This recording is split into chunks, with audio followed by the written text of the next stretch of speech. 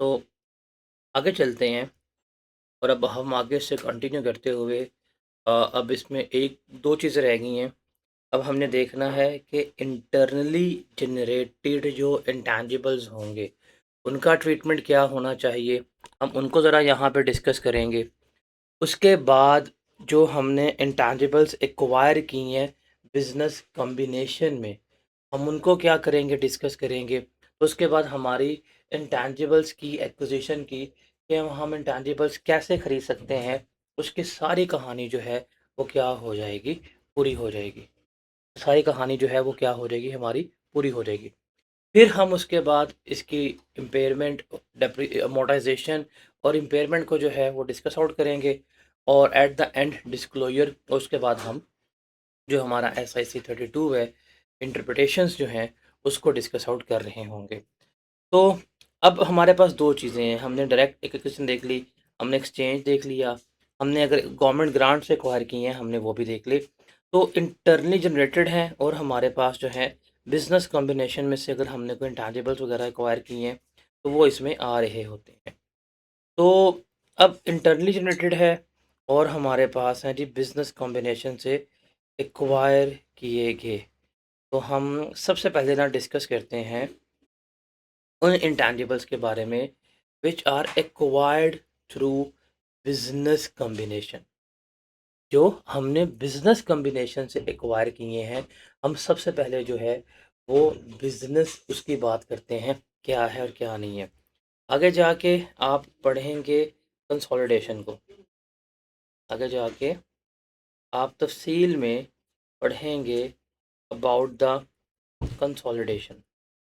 Consolidation में आप ये चीज़ सीखते हैं, आप ये चीज़ देखते हैं कि पेरेंट ने जो है वो क्या की है, वो सब्सिडरी एक्वायर की है। जब सब्सिडरी एक्वायर करता है तो बेसिकली उसके एसेट्स वगैरह जो हैं वो आपने क्या किए होते हैं, वो आपने एक्वायर किए होते हैं। आपने उस सब्सिडरी के एसेट्स जो हैं वो क्या किए हैं, वो एक्वायर किए हैं।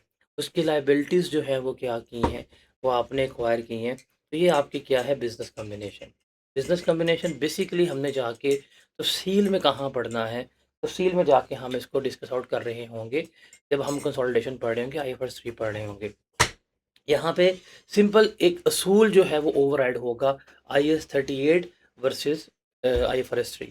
तो वहाँ पे हम IFRS 3 जो है वो क्या करेंगे, उसको लेकर चल रहे होंगे। अब बिजनेस कॉम्बिनेशन होता क्या है कि कोई भी ऐसे ट्रांजेक्शन जिसमें एक्वायरर, और हमारे यहाँ पे जो एक्वायरर होगा वो कौन होगा हमारे लिए, you can say that acquirer जो है पेरेंट है जिसने उस ग्रुप को, उस सब्सिडरी को, उस कंपनी को ख़रीदा है, जिसमें वो बिज़नेस से कंट्रोल को हासिल कर रहा है, कंपनीज को बाय कर रहा है। इसको हम क्या कहते हैं, बिज़नेस कॉम्बिनेशन कहते हैं। जब आप इनको बाय करते हैं तो आपकी कुछ इक्वेशन, आपकी कुछ अरेंजमेंट इस तरह से बनती है। फॉर एग्जांपल हमारे पास कंपनी ए है, कंपनी ए ने कंपनी बी को एक्वायर किया। क्या किया, कंपनी बी को एक्वायर किया।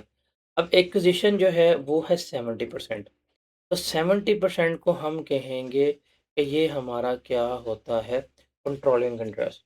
और 30% जो है ये उन्हीं लोगों की है जो पिछले शेयर होल्डर्स हैं। इसको हम क्या कह रहे होंगे, NCI कह रहे होंगे, नॉन कंट्रोलिंग इंटरेस्ट। तो इसकी तफसील जाके हम कहाँ पढ़ेंगे, कंसोलिडेशन में क्या होती है क्या नहीं होती। अच्छा, जब हमने फाइनेंशियल स्टेटमेंट्स बनानी है अपनी, जब हम फाइनेंशियल स्टेटमेंट बनाएंगे तो कंपनी ए कंपनी बी अपनी अपनी अलग तो बनाएंगी, लेकिन कंपनी ए और बी मिलके अपनी ग्रुप फाइनेंशियल स्टेटमेंट्स भी बना रहे होंगे। कंपनी बी की अपनी फाइनेंशियल स्टेटमेंट है, कंपनी ए की अपनी फाइनेंशियल स्टेटमेंट है, लेकिन जब उसने एक्वायर कर लिया तो ये मिलके ग्रुप फाइनेंशियल स्टेटमेंट्स भी बना रहे होंगे, जिसको हम क्या कहते हैं कि ये हमारी क्या है, ये हमारी कंसोलिडेटेड फाइनेंशियल स्टेटमेंट्स हैं। अब ज़ाहिर-सी बात है, जब आप एक कंपनी खरीद रहे हैं, जब आप एक कंपनी के एसेट्स जो हैं वो खरीद रहे हैं, तो आप उसकी लायबिलिटीज़ भी अपने पास लेके आ रहे हैं, उसके अपने एसेट्स भी अपने पास लेके आ रहे हैं। तो फिर उसमें हमने जो एसेट्स वगैरह एक्वायर किए हैं, हम उनके कैसे अकाउंट फ़ॉर करेंगे, कैसे लेके चलेंगे, उसको हमने यहाँ पर देखना है। कि हमने अगर इस बिज़नेस कॉम्बिनेशन के तहत जो हम यहाँ पे डील कर रहे हैं, अगर हमने इस बिज़नेस कॉम्बिनेशन के तहत कोई एसेट्स खरीदे हैं, तो हम उन्हें कैसे मेजर करेंगे, क्या उसका असूल होगा, वो देखते हैं। तो रिमेंबर, हम इससे पहले जितने भी इंटैंजिबल्स पढ़ के आए हैं वो हम कॉस्ट पे मेज़र कर रहे थे। लेकिन यहाँ पे जो मेज़र होंगे वो किसके ऊपर मेज़र हो रहे होंगे? फेयर वैल्यू के ऊपर। किसके ऊपर? फेयर वैल्यू के ऊपर। फॉर एग्ज़ाम्पल ये हमारे पास कंपनी बी है। कंपनी बी के पास एक सॉफ्टवेयर भी पड़ा हुआ है और इस सॉफ्टवेयर की कंपनी बी ने कॉस्ट रखी हुई है 1 मिलियन। इसकी कैरिंग वैल्यू रखी हुई है उसने 7 लाख। कंपनी ए ने जब ये कंपनी बी को एक्वायर किया, जब ये खरीदा, तो उसकी जो डेट ऑफ एक्विजिशन होगी, क्या होगी? उसकी जो डेट ऑफ एक्विजिशन होगी, इस डेट ऑफ एक्विजिशन पे इस एसेट्स की क्या पता की जाएगी? Fair value. कि हम जो एसेट्स खरीद रहे हैं इसकी फेयर वैल्यू कितनी है, क्या इसकी कीमत है, हम उसको क्या करेंगे देखेंगे। हम जाके मार्केट में इसकी कीमत लगवाते हैं। मार्केट में इसकी कीमत जो है वो है 12 लाख रुपया। तो जब ये हमें लग गई पता, तो जब हम अपने ग्रुप फाइनेंशियल स्टेटमेंट्स बना रहे होंगे, तो उसमें जो सॉफ्टवेयर लिखा जाएगा, वो कितने का होगा? 1.2 मिलियन का जो है वो शो किया जा रहा होगा। तो इंटैंजिबल्स की कॉस्ट क्या होगी? बेसिकली फेयर वैल्यू जो है वो हम क्या कर रहे होंगे? लेके चल रहे होंगे। हम भी फेयर वैल्यू क्यों लिखते हैं? बड़ी सिंपल सी बात है, बिकॉज़ हम एक्वायर कर रहे हैं, मार्केट ट्रांज़ैक्शन हो रही है। तो हमें पता है कि यार ये एसेट की वैल्यू ये है, इतने का हम इसे क्या कर रहे हैं? एक्वायर कर रहे हैं और इस वैल्यू के हमें फ्यूचर बेनिफिट्स इनफ्लो हो रहे होंगे। तो इसलिए हम क्या करते हैं? हम फेयर वैल्यू के ऊपर इसको रिकॉर्ड कर रहे होते हैं। और जब हम फेयर वैल्यू के ऊपर रिकॉर्ड कर रहे हैं, जब हम फेयर वैल्यू की बात कर रहे हैं, तो एक चीज़ आपने याद रखनी चाहिए कि ये फेयर वैल्यू जो है वो उसकी रिलायबली मेजरेबल होनी चाहिए। बिकॉज़ हम ये पढ़ के आए थे कि इंटैंजिबल्स का सबसे बड़ा जो है रिकग्निशन क्राइटेरिया वो क्या है? कि वो सेपरेबल होनी चाहिए या किसी भी कॉन्ट्रैक्चुअल या लीगल राइट से क्या होनी चाहिए? वो एक्वायर होनी चाहिए।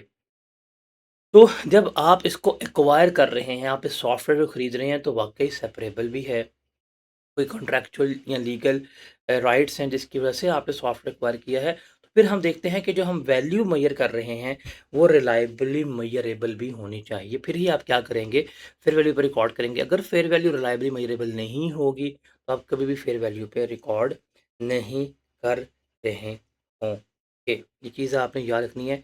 फेयर वैल्यू जहाँ पे भी पूरे अकाउंटिंग में जहाँ पे भी फेयर वैल्यू का ज़िक्र होगा वहाँ पे रिलायबल मेज़रमेंट होनी चाहिए। या आपने जो वैल्यू की है वो रिलायबल हो, हवा में तीर नहीं है। उसके बैक एंड पे मार्केट डाटा, मार्केट सपोर्ट या वो अमाउंट हो जो मार्केट से क्या हो रही है, आपको रिकवर हो रही है, तो ये चीज़ बड़ी इंपॉर्टेंट है। रिलायबिलिटी कैसे एक्वायर होती है, ये हम जाके जाके डिस्कस आउट करेंगे। उसके बाद है ये एसेट्स जो आपने एक्वायर किए हैं, इनको फिर हमने रिकॉर्ड कैसे करना है? देखें, ये सॉफ्टवेयर किसका था? ये सॉफ्टवेयर जो है ये तो कंपनी बी का था। तो कंपनी बी जो है वो क्या करेगी? वो सेपरेटली जो है वो लेके चलेगी। लेकिन जब ग्रुप होगा तो ग्रुप इसको फिर कंबाइनली क्या करेगा? कंसोलिडेटेड फाइनेंशियल स्टेटमेंट में शो कर रहा होगा कि हम क्या कर रहे हैं? हम इस इंटैंजिबल को ऑन कर रहे हैं। इसकी हम बड़ी ज़्यादा वर्किंग करेंगे कंसोलिडेशन में। जब हम कंसोलिडेशन में इनको एक्वायर करेंगे, हम वहाँ पे इसको डिस्कस कर रहे होंगे, तो ये चीज़ हमें याद रखनी है। इससे पहले हमने जितने भी देखे थे हम कॉस्ट पे मेज़र कर रहे थे, लेकिन जो बिज़नेस एक्विजिशन में हम खरीदेंगे वो किसके ऊपर मेज़र होंगे? वो हमारे फेयर वैल्यू के ऊपर मेज़र हो रहे हों। जैसे एग्ज़ाम्पल है कि company X buys 100% of company Y. Company X ने 100% कंपनी वाई जो है वो खरीद ली है। Company Y owns a famous brand that launched several years ago. Company Y के पास एक ब्रांड है जो काफ़ी अर्से पहले उसने लॉन्च किया था। The fair value of brand has been estimated at 6 million at acquisition date. तो क्या ट्रीटमेंट होगा? अब कंपनी वाई जिसका अपना ब्रांड है, हम ये पढ़ के आए थे एक्सेप्शन में कि कौन-कौन सी चीज़ें आई है सर्टिफ़िकेट में नहीं आती, तो ब्रांड तो नहीं आएगा, मैस्टर्ड तो नहीं आएँगे। ये आपके अपने हैं, आपके इंटरनली जनरेटेड गुडविल सारा कुछ नहीं आएगा, इसमें कवर नहीं हो रहा। ये हम बड़ा क्लियरली, बहुत ही क्लियरली पढ़ के आए थे। तो कंपनी वाई इसको रिकॉर्ड नहीं कर रही, वो इसको मान ही नहीं रहे, उसके लिए एसेट ही नहीं है, बिकॉज़ सेपरेबल नहीं है, आइडेंटिफाएबल नहीं है।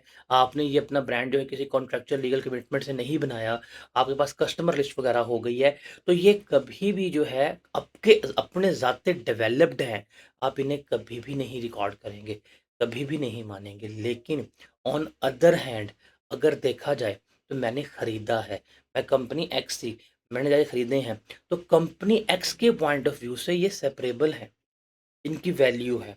मैंने इनको किसी कॉन्ट्रैक्चुअल या लीगल राइट से लिया है और मैं अब इनसे प्रोबेबल है कि जितने भी इकोनॉमिक बेनिफिट्स होंगे, वो सारे मैं इनसे कमा रहा हूँगा, तो मैं तो इसको रिकॉर्ड करूँगा। अब किसके ऊपर रिकॉर्ड करूँगा? जो उस दिन की फेयर वैल्यू होगी, वो 6 मिलियन है, उसके ऊपर क्या की जाएगी? रिकॉर्ड की जा रही हो। Got it? सिम जैसे कस्टमर लिस्ट हो गई, आपकी अपनी कस्टमर लिस्ट है, आप उसको कोई वैल्यू प्लेस नहीं कर रहे, आप उसका एसेट नहीं मान रहे। पब्लिशिंग टाइटल हो गए, मैस्टर्ड हो गए, आप इनको टाइटल नहीं मान रहे, आप इनको रिकॉर्ड नहीं कर रहे, लेकिन मैंने खरीदे हुए हैं, मैंने जो बाय किए हुए हैं, तो मैं इन्हें क्या करूँगा? रिकॉर्ड कर रहा हूँ। Is it clear to everyone?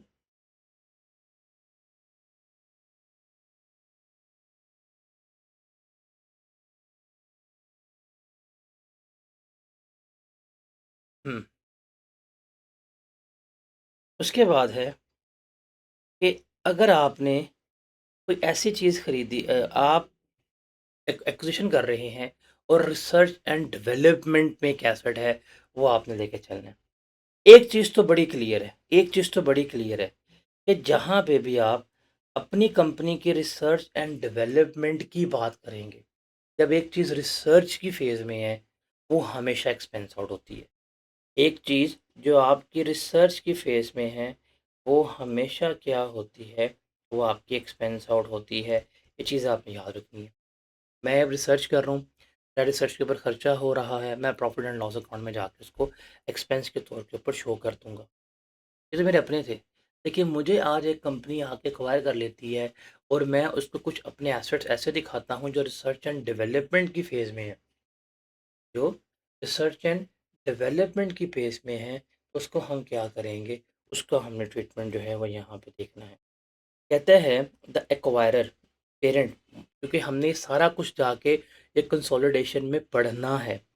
Acquirer हो गया, अगर उसने कोई ऐसा एसेट जो है वो ख़रीदा है जो रिसर्च एंड डेवलपमेंट के फ़ेज़ में है, तो वो उसको एज़ अ एसेट के तौर के ऊपर रिकॉर्ड करेगा गुडविल के अलावा, बिकॉज़ गुडविल सेपरेट आती है। और वो उसको अगर वो इंटैंजिबल एसेट की डेफ़िनेशन को मीट कर रहा है, मतलब प्रोबेबल है, अकाउंटिंग उसके इनफ्लोज़ जो हैं वो होंगे और उसकी वैल्यू जो है वो आप कैलकुलेट कर सकते हैं, तो आप उसे क्या करेंगे, आप उसको रिकॉर्ड करेंगे। तो सवाल ये है एक्वायरी पेरेंट जिसने कोई भी ऐसा एसेट खरीदा जो रिसर्च एंड डेवलपमेंट की फॉर्म में है, क्या उसको रिकॉर्ड किया जाएगा? द आंसर इज़ येस, अगर वो एसेट की डेफिनेशन को मीट कर रहा है, पहली एसेट की डेफिनेशन को, तो उसके तमाम इकोनॉमिक बेनिफिट्स प्रोबेबल हैं, हमें मिलेंगे और उसकी कॉस्ट रिलायबली मेजर हो सकती है, तो वो एसेट के रेफरेंस को मीट कर रहा है। और दूसरा वो आइडेंटिफाइबल है, आइडेंटिफाइबल जो IS 38 क्राइटेरिया है, जो हमने 2 टेस्ट पढ़े थे, वो आइडेंटिफाइबल है, उसकी कॉस्ट सेपरेबली मेजर हो रही है, हमने उसको किसी कॉन्ट्रैक्चुअल या लीगल राइट की तरफ से एक्वायर किया है, फिर हम क्या करेंगे, हम इसको रिकॉर्ड कर रहे होंगे।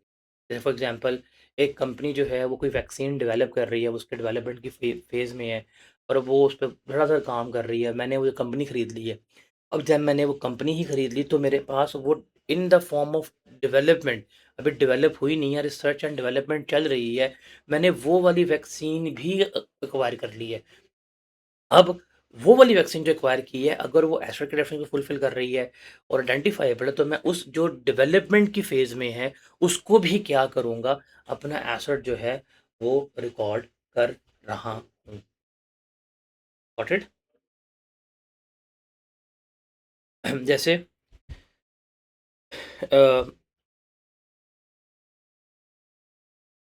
Company x buys 100% of company Y and has spent 6 lakh on research and development product। ये कंपनी एक्स ने क्या किया है, कंपनी एक्स ने कंपनी वाई जो है वो खरीदी है 100%। कंपनी वाई ने 6 लाख रुपया जो है वो क्या किया है, वो लगाया हुआ है रिसर्च एंड डेवलपमेंट के ऊपर। This amount has all been expensed under the IS 38। तो ठीक है, IS 38 यही कहता है कि जो भी खर्चा आपका रिसर्च में है, जब तक वो रिसर्च पूरी नहीं हुई, आप उसको एक्सपेंस आउट करो। तो कंपनी वाई ने ठीक उसको क्या किया हुआ है, एक्सपेंस आउट किया हुआ है, बिकॉज वो कैपिटलाइजेशन के क्राइटेरिया को ही मीट नहीं कर रहा। अब कंपनी एक्स ने इसको क्या किया है, खरीद लिया है। और कंपनी एक्स को लगा है पता कि जो रिसर्च एंड डेवलपमेंट हुई है, इसकी फेयर वैल्यू जो है वो 5 लाख रुपया है। तो हमने इसका ट्रीटमेंट बताना है कंपनी एक्स के पर्सपेक्टिव पे, कंपनी वाई के पर्सपेक्टिव पे। पहली बात है, कंपनी वाई के पर्सपेक्टिव पे अगर देखें तो रिसर्च एंड डेवलपमेंट है। रिसर्च एंड डेवलपमेंट को क्लियरली कहा गया है कि भाई इसे क्या करना है, आपने अपना एक्सपेंस शो करना है, तो हम इसे अपना क्या करेंगे, एक्सपेंस शो कर देंगे। ये कंपनी वाई के पर्सपेक्टिव पे, ये आपने खर्चा किया था। कंपनी एक्स के पर्सपेक्टिव पर देखें तो मैंने इस एसेट को ख़रीदा है, मैंने इस एसेट को एक्वायर किया है।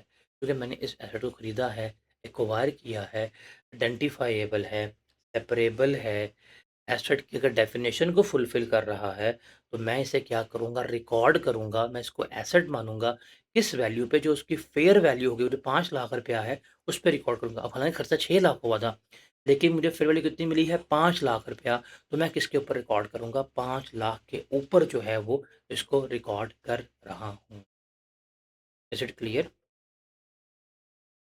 और एग्ज़ाम्पल देखते हैं, जैसे सॉफ्टवेयर इन डेवलपमेंट होते हैं, एप्लीकेशंस इन डेवलपमेंट होती है, पेटेंट्स अंडर डेवलपमेंट जो है वो होती है।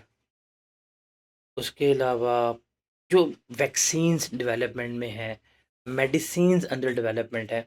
अब मैं फॉर एग्ज़ाम्पल मैं सॉफ्टवेयर हाउस हूँ, मैं एक सॉफ्टवेयर डेवलप कर रहा हूँ। मेरे लिए इस पे खर्चा हो रहा है, मैं उसको एक्सपेंस रिकॉर्ड कर रहा हूँ। मेरी कंपनी बिक जाती है, कंपनी जो खरीदती है उसके लिए अगर वो एसेट के डेफिनेशन को पूरा कर रहा है, तो वो उसे क्या करेगी, रिकॉर्ड कर रही हो। Is it clear?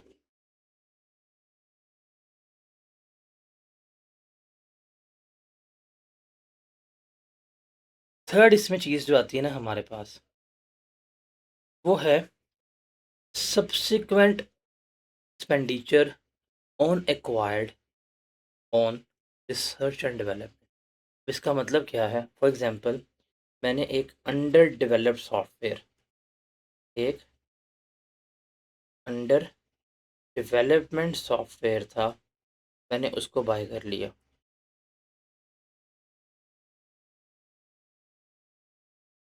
क्या कर लिया, मैंने उसको बाय कर लिया, एक अंडर डेवलप्ड सॉफ्टवेयर था, मैंने बाय कर लिया। और मैंने उसको, वो मेरे एसेट के डेफिनेशन को फुलफ़िल करता था, मैंने उसको अपने एसेट के तौर के ऊपर क्या कर लिया है, रिकॉर्ड कर लिया। अंडर डेवलप था, रिकॉर्ड कर लिया। अब उसको बाद में खर्चे हो रहे हैं, कंप्लीशन करनी है, टेस्टिंग करनी है, तो बाद में क्या हो रहे हैं, खर्चे हो रहे हैं। तो इन खर्चों का हमने क्या करना है, जो सब्सिक्वेंट होंगे, बाद में होंगे। तो सब्सिक्वेंट एक्सपेंडिचर का पिछली वीडियो में रूल बताया था, अगर सब्सिक्वेंट एक्सपेंडिचर उस क्राइटेरिया को फुलफिल कर रहा है, कैपिटलाइजेशन को, तो हम ऐड करेंगे, अगर नहीं करा तो एक्सपेंस आउट। और हमने कहा था अमूमी तौर के ऊपर सब्सिक्वेंट एक्सपेंडिचर क्या होते हैं, हमारे एक्सपेंस आउट ही हो रहे होते हैं। वही है, the research and development expenditure that relates to an in-process R&D project acquired separately or in a business combination and recognized as intangible asset and is incurred after the acquisition of the project shall be accounted for in accordance with IS 38 rules on research and development explained earlier। जो हम पहले पढ़ के आए थे उसके मुताबिक ही हम क्या करेंगे, हम इसको लेकर चल रहे हों। वो हमने सब्सिक्वेंट एक्सपेंडिचर के बारे में डिस्कशन जो है वो की थी। कहते हैं जी, कंटिन्यूइंग द प्रीवियस एग्जांपल, ये वाली एग्जांपल जो हमने यहाँ पे डिस्कस की थी, इसी को साथ कंटिन्यू करते हुए वो कहते हैं, company X owns 100% of company, उसने इंटेंजिबल को कितने का रिकॉर्ड कर लिया, 5 लाख का रिकॉर्ड कर दिया। Company Y has spend a further 1.5 lakh on the research and development project since the date of acquisition. और ये अमाउंट सारी के सारी जो है वो क्या हुई है, वो उसने एक्सपेंस आउट की है, बिकॉज वो डेवलपमेंट फेज़ अभी हुई नहीं थी। तो सही कह रहा है वो, बिकॉज कंपनी एक्स के परस्पेक्टिव से ये खर्चा ही है, और कंपनी वाई के पर्सपेक्टिव से भी, जिसने बेशक इसको एक्वायर किया था, ये सब्सिक्वेंट एक्सपेंडिचर, अगर सब्सिक्वेंट एक्सपेंडिचर कैपिटलाइजेशन का क्राइटेरिया फुलफिल नहीं कर रही, हम क्या करेंगे, हम इसको एक्सपेंस आउट ही करेंगे। जैसे एग्जांपल में क्या कुछ आएगा, क्लिनिकल ट्रायल होते हैं आफ्टर एक्विजिशन, कि अगर आपकी फार्मास्यूटिकल कंपनी ने कोई ड्रग खरीद ली है, अब वो उसको पोस्ट एक्विजिशन को टेस्टिंग कर रहा है, उस पे खर्चे आ रहे हैं कि सही है कि नहीं है, जैसे ओज़ेम्पिक की टेस्टिंग हो रही है, तिर्ज़ेपेप्टाइड की टेस्टिंग हो रही है, तो बाद में हो रही है, खर्चा हो रहा है, एक्सपेंस आउट करें। अपग्रेडेशन हो रही है, तो ये सारे खर्चे सब्सिक्वेंटली हैं, एक्सपेंस आउट होंगे। तो इस पूरे इंटैंजिबल में अगर आप पिछली वीडियोस कंसल्ट करेंगे, तो आपको बताया हुआ था subsequent expenditure is equal to expense out होता है। ये चीज़ आपने भूलनी नहीं है। तो अगर आप इसको याद रखें पूरे रूल को, तो हमने जो बातें की हैं क्या, कि जब भी हम इनको एक्वायर करेंगे, रिकॉर्ड करेंगे, फेयर वैल्यू पे जाएगा। जब हम किसी भी एसेट को एक्वायर कर रहे हैं, तो आइडेंटिफाइएबल होने चाहिए। गुडविल अलग है, गुडविल का ट्रीटमेंट अलग होता है, वो हम जाके आईएफआरएस 3 में पढ़ेंगे, तो हम कंसोलिडेशन पढ़ रहे होंगे। इंटरनली जनरेटेड आइटम खुद की हैं, आप उनको एसेट नहीं मानते, लेकिन अगर आपने खरीदी हैं, तो वो क्या होगा, आपका एसेट जो है वो बन रहा होगा। और आर एंड डी के ऊपर सब्सिक्वेंट एक्सपेंडिचर होंगे, उनको भी हम क्या करेंगे, एक्सपेंस आउट कर रहे हैं। ओके, तो ये इस पूरे रूल की समरी है। बिजनेस एंड कॉम्बिनेशन आइडेंटिफाइएबल है, एसेट्स हैं इंक्लूडिंग आर एंड डी, आप इनको एसेट ही मानेंगे, किसके ऊपर, फेयर वैल्यू के ऊपर। गुडविल से इनको अलग लेके चलेंगे, और सब्सिक्वेंट कॉस्ट जो है वो क्या होगी, आपकी एक्सपेंस आउट हो रही हो। That was all about the subsequent asset acquired in business combination, कि अगर आप बिजनेस कॉम्बिनेशन में एसेट एक्वायर करेंगे, तो उसका ये ट्रीटमेंट होगा, वो हमने यहाँ पे क्या किया है, डिस्कस आउट कर। सबको क्लियर है ये?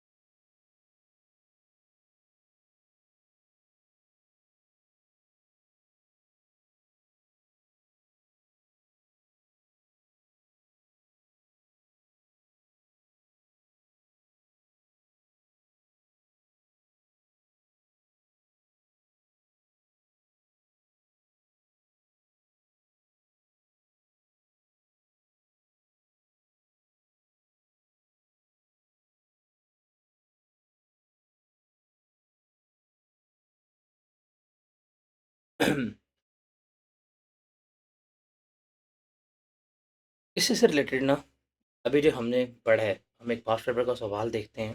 ये सवाल पास्ट पेपर का है, और ये सवाल सारा इन बिजनेस एक्विजिशन और इससे ही रिलेट कर रहा है। कहते हैं जी, प्रिपेयर द लेजर अकाउंट, आपने लेजर अकाउंट बनाना है for goodwill and the brand showing the initial recognition and all subsequent adjustment.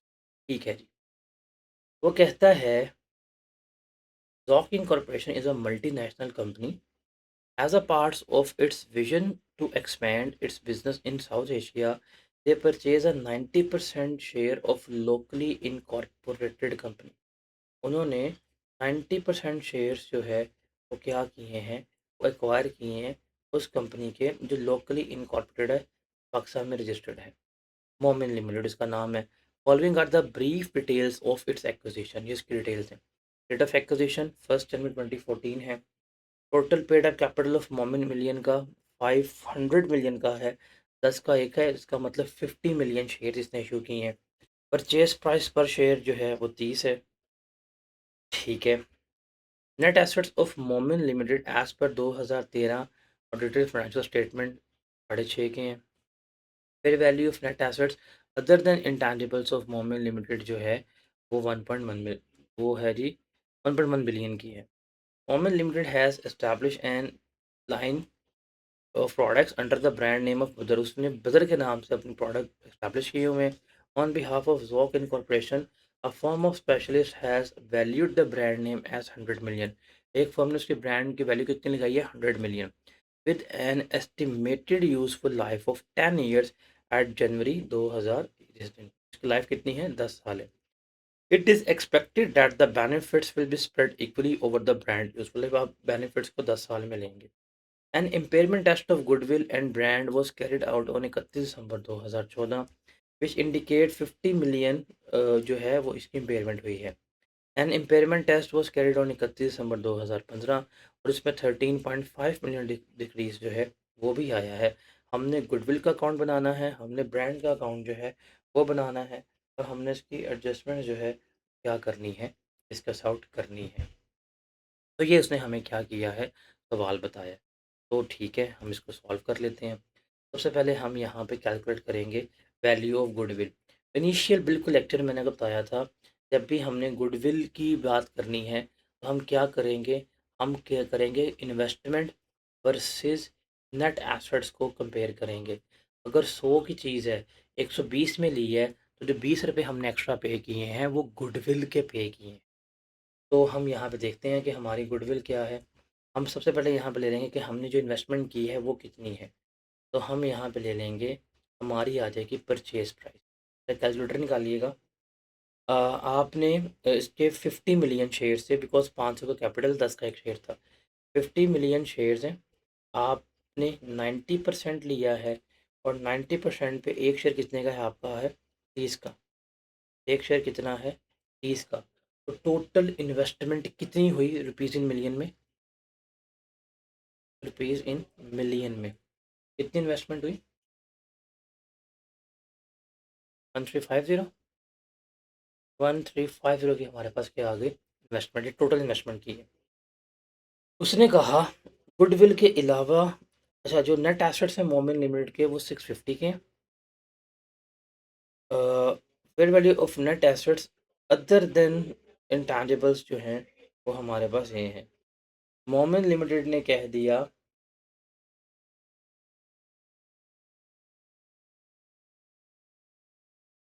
कि ब्रांड है वो कितने की है, यहाँ पर 100 मिलियन की है। ब्रांड कितने की? 100 मिलियन की, ठीक है। उसने हमें fair value of net assets दी है अदर देन इंटैंजिबल, वो कितने की हैं? वो 1.1 की है। हमने कितने परसेंट एक्वायर की है? 90%। तो 110 का 90% में कितना बनता है? 990 आएगा। हम यहाँ पे इसमें से लेस करवा देंगे फेयर वैल्यू ऑफ एसेट्स।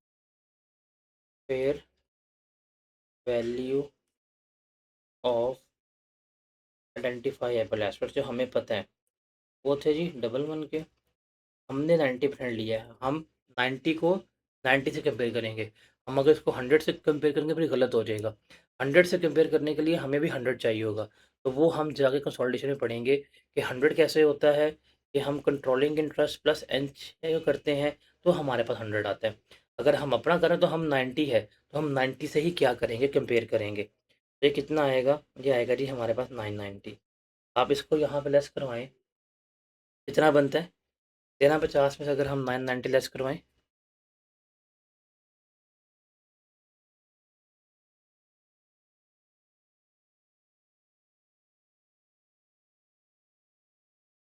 360। इसमें से अब वो जो ब्रांड जो हमने एक्वायर किया है उसको लेस करेंगे। वो हम यही पढ़ के आए हैं, वो सेपरेबली उसको हमने अदर देन गुडविल ट्रीट करना है। अब ब्रांड की वैल्यू कितनी थी? 100 मिलियन थी। इसको हमने अलग ट्रीट करना है, 100, और हमारा कितना है? 90% है, तो ये कितना आ जाएगा? 90। 360 में से 90 के, तो हमारे पास आ जाएगी कि इसकी गुडविल कितनी बनती है? 270। हमने क्या किया, 270 पे इसकी गुडविल जो है वो क्या कर ली, रिकॉर्ड कर ली। क्या किया, 270 पे इसकी गुडविल जो है वो रिकॉर्ड कर ली। क्योंकि इसने कहा है लेजर्स बनाने हैं, तो हम यहाँ पे इसके लेजर्स जो हैं वो बना लेते हैं। जब हम लेजर्स की बात करेंगे तो गुडविल एसेट है क्योंकि हमने एक्वायर की है, तो हमारे पास यहाँ पे आ जाएगी जी, जो उसकी डेट है हम 1 जनवरी को एक्वायर की है, तो वो हमने निकाली है 270 की। उसने कहा कि 31 दिसंबर को इम्पेयरमेंट हुई है 50 की, तो हम यहाँ पे क्या करेंगे, 31 दिसंबर को 50 की इम्पेयरमेंट यहाँ पे चार्ज कर देंगे, तो हमारे पास बैलेंस क्रेडिट बना देगा कितना? 220। एक साल हो गया, अगले साल का यही हो गया हमारे पास ओपनिंग बैलेंस। उसने फिर कहा इस साल 13.5 की जो है वो क्या हुई है, वो इम्पेयरमेंट हुई है। नहीं, ये गुडविल की इम्पेयरमेंट जो है 50 की थी, ये ब्रांड की इम्पेयरमेंट है। तो अगले साल 220 की है, तो उसके बाद भी हमारे पास बैलेंस कैरिड ऑन जो है वो 220 रह जाएगा। ये हमने यहाँ पर रिकॉर्ड कर लिया। ये तो होगी गुडविल की। अब हम आते हैं ज़रा ब्रांड के बारे में। हम ज़रा किसकी बात करते हैं, जो ब्रांड है उसने ब्रांड का अलग अकाउंट मांगा है, तो हम ब्रांड को अलग लेके चलेंगे। उसने ब्रांड को अलग मांगा मांगा है, तो हम क्या करेंगे, ब्रांड को अलग ही यहाँ पर अकाउंट फॉर करेंगे। हमने ब्रांड जो रिकॉर्ड किया था, वो हमने रिकॉर्ड किया 100 मिलियन का फेयर वैल्यू पे, ये आ गया।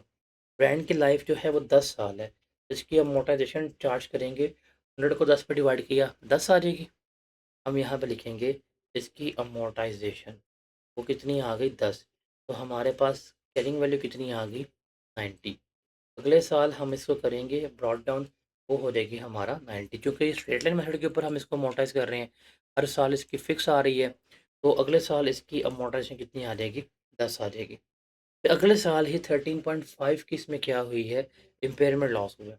हम यहाँ पे इम्पेयरमेंट लॉस लिख लेंगे 13.5।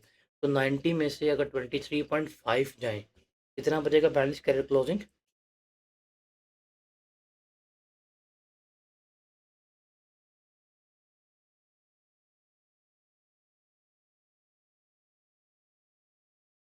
ये बचेगा जी 66 पॉइंट। अब यहाँ पे अक्सर ये गलती होगी, जब बच्चा सवाल कर रहा होगा, बच्चा कहेगा कि जब हमने वो कैलकुलेशन की थी, जब हम गुडविल कैलकुलेट कर रहे थे, गुडविल के लिए तो हमने ब्रांड को 90% लिया था, लेकिन जब हम लेजर बना रहे हैं, तो लेजर में तो हम फुल बना रहे हैं, तो सर लेजर पूरे एसेट का बनता है। गुडविल की कैलकुलेशन हम कर रहे होते हैं कि हमने कितना ऑन किया, उसके हिसाब से कैलकुलेट कर रहे होते हैं। लेकिन जब लेजर बनाएंगे, तो कंबाइंड लेजर बनेगा, जिसमें टोटल अमाउंट रखेंगे 90% नहीं। हमने ग्रुप स्टेटमेंट्स बनानी है, हमने ग्रुप अकाउंट बनाने हैं, तो ग्रुप में हम इसको कर रहे होंगे।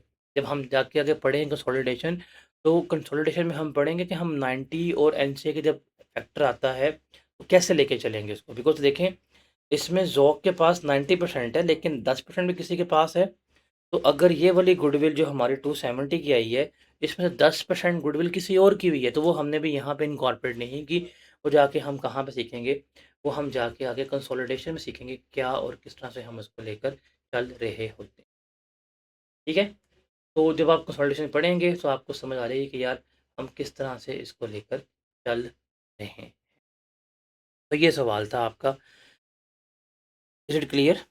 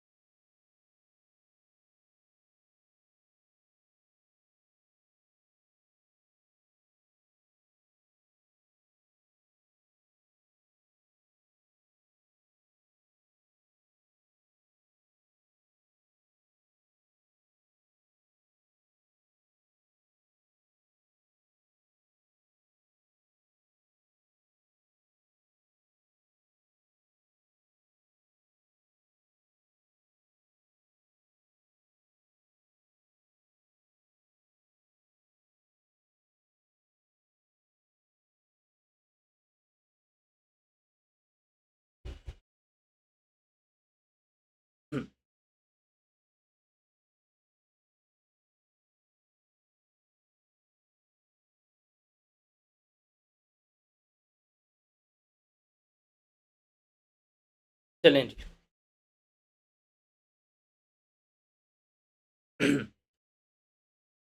आगे बढ़ते हैं, और आगे जो सबसे एंड पे है ना हमारा, जो सबसे इम्पोर्टेंट है, जहाँ पे सबसे ज़्यादा कन्फ्यूजन है, उसको डिस्कस करेंगे। इंटरनली जनरेटेड एसेट्स के हमने खुद जो बनाए हैं, इसको यहाँ पे लेके चलेंगे। इसमें दो कैटेगरीज हैं, एक गुडविल है, एक है जी अदर देन गुडविल। इनको अब हम क्या करेंगे, डिस्कस करेंगे। तो यू कैन से दैट जो सबसे ज़्यादा अहम, जो सबसे ज़्यादा इम्पोर्टेंट है हमारे लिए, वो यही है। सबसे ज़्यादा मिस्टेक्स, सबसे ज़्यादा गलतियाँ सबसे ज़्यादा इश्यू बच्चों को इसी में आता है, तो इसको ज़रा हम यहाँ पे अब डिस्कस करते हैं। That is internally generated items, कि जो हमने खुद से बनाई हैं उसको हम क्या करेंगे, लेके चलेंगे। अच्छा, जब भी हम कोई चीज़ बनाएँगे, जब भी हम कोई चीज़ मैन्युफैक्चर करेंगे या जब भी हम कोई चीज़ लेके चलेंगे, तो मैन्युफैक्चर के वक़्त सवाल जो होता है रेज़, या अगर आप मैन्युफैक्चरिंग का प्रोसेस देखें, फॉर एग्ज़ाम्पल मैंने फ़ैसला किया, मैंने एक सॉफ्टवेयर जो है वो डेवलप करवाना है, और वो सॉफ्टवेयर ऐसा हो कि जिसमें मैं अपने एम्प्लॉयज़ की जो आइरिस है, जो आँख है, उसको स्कैन करूँ, और वो उसको स्कैन करके मुझे उनकी एनर्जी का अंदाज़ा हो जाए। इसमें हम मशीन लर्निंग वगैरह इन्वॉल्व करेंगे। मैंने ये सॉफ्टवेयर को सोच लिया कि मैंने बनाना है, और इसको बना के इम्प्लीमेंट करना है। अब ये जो सॉफ्टवेयर की डेवलपमेंट की बात आएगी, तो इन 2 फ़ेज़ेज़ हैं। एक है हमारे पास जिसको हम कहेंगे रिसर्च का फ़ेज़, और एक होगा जिसको हम क्या कहेंगे, डेवलपमेंट का फ़ेज़। मैंने तो फ़ैसला कर लिया कि भाई मुझे ये चीज़ चाहिए, मुझे ये चीज़ चाहिए। अब मैंने अपने सारे इंजीनियर्स बुलाए, मैंने कहा इस तरह का सॉफ्टवेयर बना दो। अब वो ये नहीं कहेंगे सर कल ही सॉफ्टवेयर बन गया, नहीं, वो क्या कहेंगे, पहले भाई वो देखेंगे, इस पे रिसर्च करेंगे, ये फिज़िबल है भी कि नहीं। अगर फिज़िबिलिटीज़ आएँगी, रिसर्च कंप्लीट हो जाएगी, फिर रिसर्च कंप्लीट होने के बाद में क्या किया जाएगा, they will move into the development phase. तो इंटरनली जनरेटेड का एक फ़ेज़ ये है, एक फ़ेज़ ये है। हमने देखना है कि किस फ़ेज़ में क्या अकाउंटिंग ट्रीटमेंट होगा, उसको हमने यहाँ पर लेकर चलना है।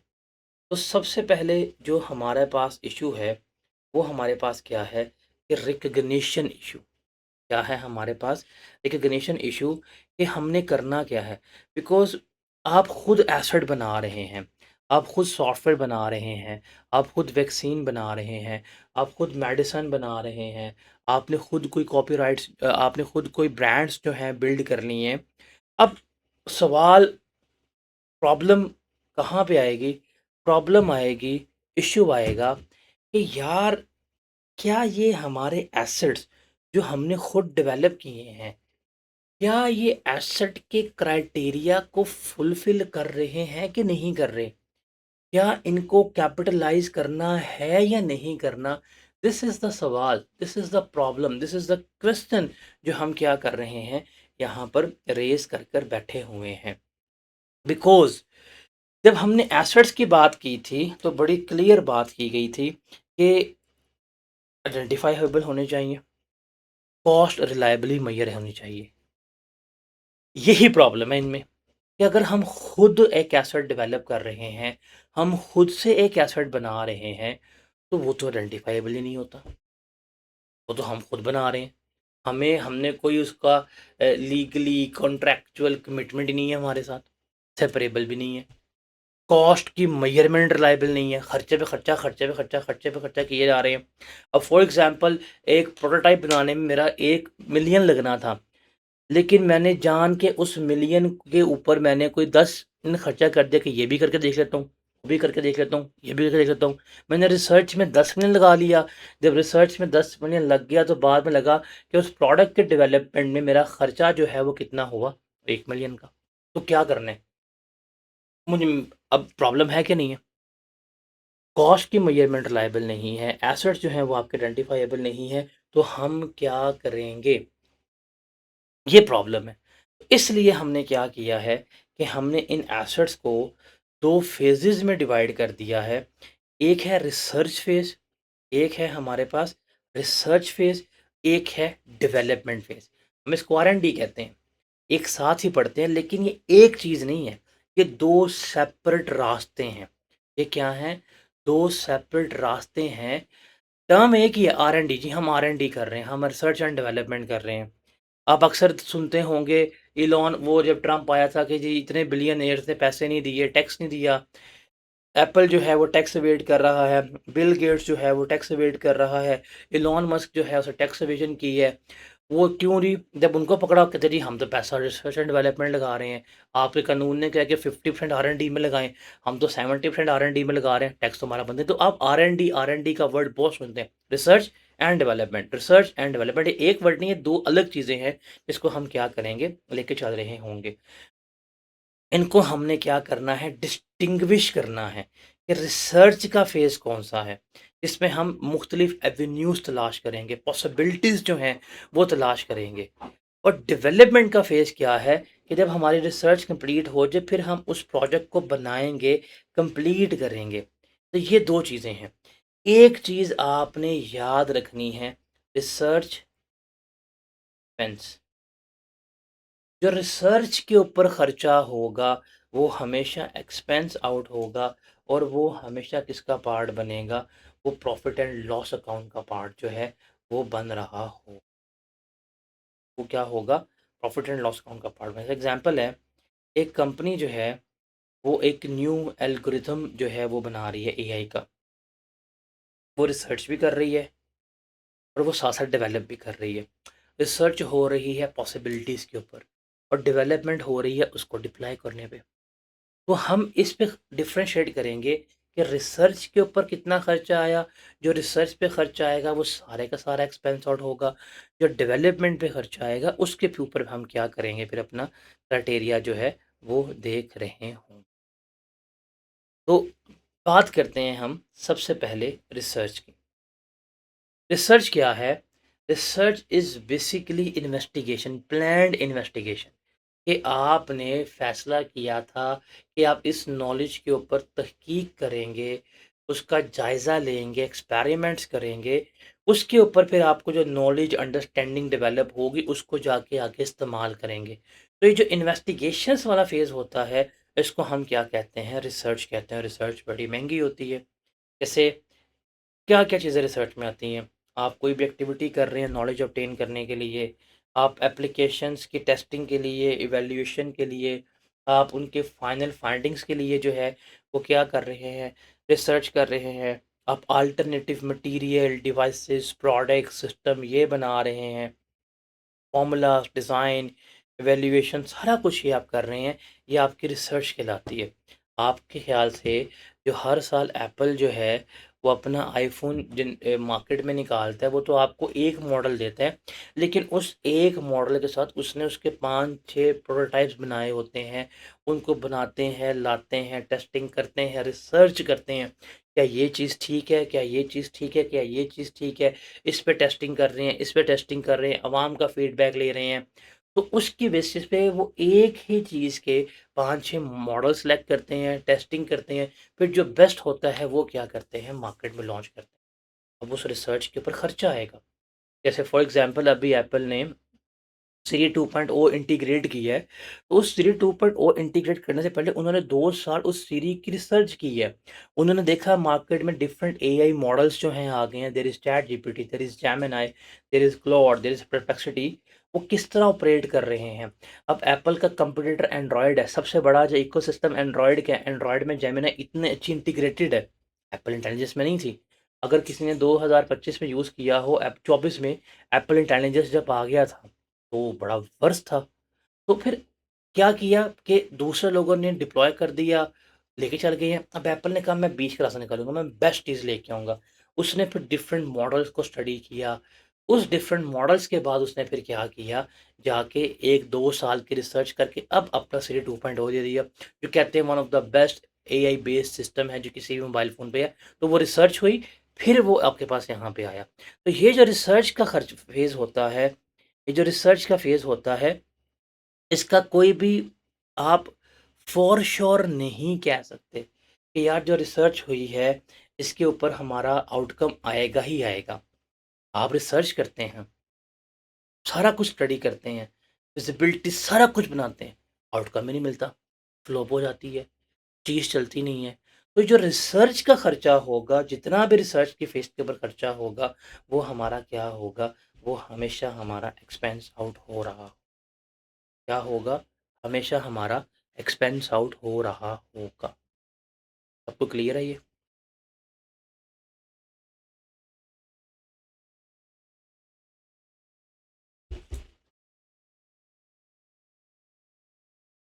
फॉर एग्ज़ाम्पल फार्मास्यूटिकल कंपनीज़ जो हैं, वो वेरियस बीमारियों के इलाज के लिए वेरियस मेडिसिन्स जो हैं वो डेवलप करती है।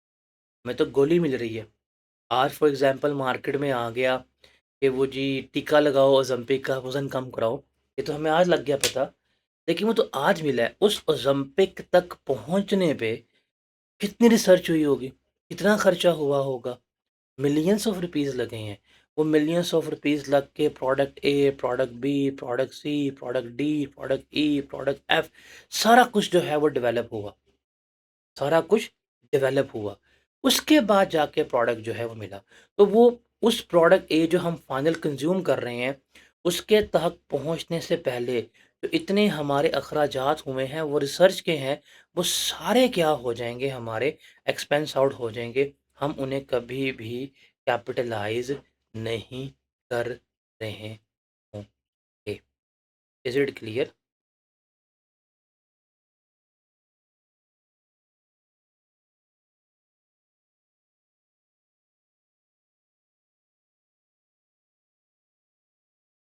रिसर्च हुई, बड़ी रिसर्च की आपने। अब रिसर्च के बाद डेवलपमेंट का फ़ेज़ है। या रिसर्च करके सारी नॉलेज इकट्ठी कर ली। अब उस नॉलेज को इस्तेमाल करते हुए वो जिस चीज़ के बारे में आप रिसर्च कर रहे थे, now it is the time to develop that product.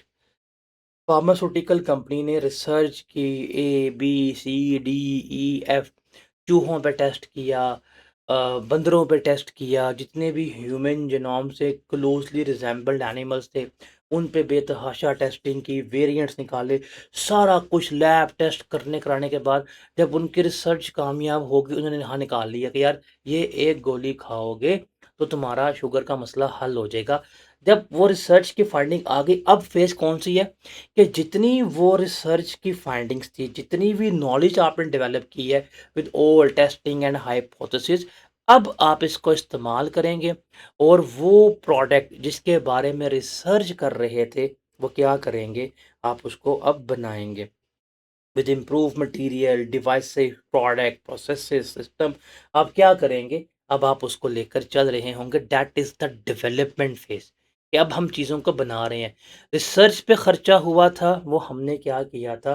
वो हमने एक्सपेंस आउट किया था। जो रिसर्च पे खर्चा हुआ था, वो हमने क्या किया था? वो हमने एक्सपेंस आउट किया था। डेवलपमेंट पे अब चीज़ें तैयार हैं। अब मुझे पता है कि मैं इस प्रोजेक्ट को बना लूँगा, मैं ये दवाई बना लूँगा, मैं ये प्रोटोटाइप बना लूँगा, मैं इसको बना भी लूँगा, इसकी कॉस्ट लायबिलिटी मेजर भी हो जाएगी, मैं इसको बेच भी लूँगा, मैं इसको एक्सपेंस आउट भी कर लूँगा, मैं इससे पैसे भी कमा लूँगा। अब वो डेवलपमेंट का फ़ेज़ आ गया। अब वो सॉफ्टवेयर बेचने का, अब वो दवाई बेचने का, अब वो पेटेंट बेचने का टाइम आ गया है। तो ये हमारा डेवलपमेंट फ़ेज़ है। कि ट्रीटमेंट क्या होगा वो ज़रा हम यहाँ पे आगे डिस्कस करते हैं। और डेवलपमेंट फ़ेज़ की एग्ज़ाम्पल्स या डेवलपमेंट एक्टिविटीज़ की एग्ज़ाम्पल क्या हैं? डिज़ाइन, कंस्ट्रक्शन या testing of pre production and pre use prototypes models.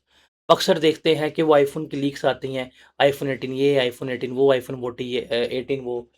3 साल से वो लीक्स आ रही हैं कि एप्पल अपना फ़ोल्ड बना रहा है, उसके प्रोटोटाइप्स बना रहा है, प्रोटोटाइप 1, 2, 3 जो है, पता नहीं किस तरह आईफ़ोन फ़ोल्ड आता है, अवाम को इसका जो है वो क्या है, वेट है। उसके अलावा आप टूल्स बना रहे हैं, आप मोल्ड्स मोल्ड्स कहते हैं वो सांचे वो बना रहे हैं कि अब हम प्रोडक्ट बना के बेचेंगे। आप डाइज़ बना रहे हैं जहाँ पे आप अपने नए प्रोडक्ट्स बना के बेचेंगे। आप कोई प्लांट, कोई स्केल, कोई फिज़िबिलिटी प्रोडक्ट्स जो है उसे क्या कर रहे हैं, डिज़ाइन कर रहे हैं। आप अल्टरनेटिव प्रोडक्ट्स ही बना रहे हैं कि अगर ये प्रोडक्ट ना चला तो इसके बदले में हम ये चला लेंगे। तो अब आप इन चीज़ों के ऊपर क्या चले गए हैं, अब आप उनको डेवलप कर रहे हैं, बना रहे हैं। तो ये सारा कुछ हमारा क्या होता है, ये डेवलपमेंट में आता है। ये सारा हमारा किस में आता है, ये हमारा डेवलपमेंट में आता है। एक चीज़ याद रखनी है कि डेवलपमेंट फ़ेज़ जो है, वो आपका इंटरनल प्रोजेक्ट है। आप अभी खुद डेवलप करें, मार्केट में नहीं बेचा। तो एंटिटी उसके ऊपर खर्चा कर रही है। एंटिटी उसके ऊपर क्या कर रही है? खर्चा कर रही है। तो वो एक इंटैंजिबल एसेट के तौर पे अब यहाँ पे सवाल होगा कि वो इंटैंजिबल एसेट है या नहीं? बिकॉज़ हमें ये तो प्रोबेबल है कि उसके फ्यूचर बेनिफिट्स, अगर दवाई बना ली उसके फ्यूचर बेनिफिट्स मिलेंगे, अगर सॉफ्टवेयर बना लिया उसके फ्यूचर बेनिफिट्स मिलेंगे, अगर कोई एआई का मॉड बन गया उसके फ्यूचर बेनिफिट्स मिलेंगे, अगर कोई प्रोटोटाइप बन गया, कोई मॉल्ड बन गया उसके फ्यूचर बेनिफिट्स मिलेंगे, तो हमें पता है कि हमें इसके बेनिफिट्स जो हैं वो मिलेंगे।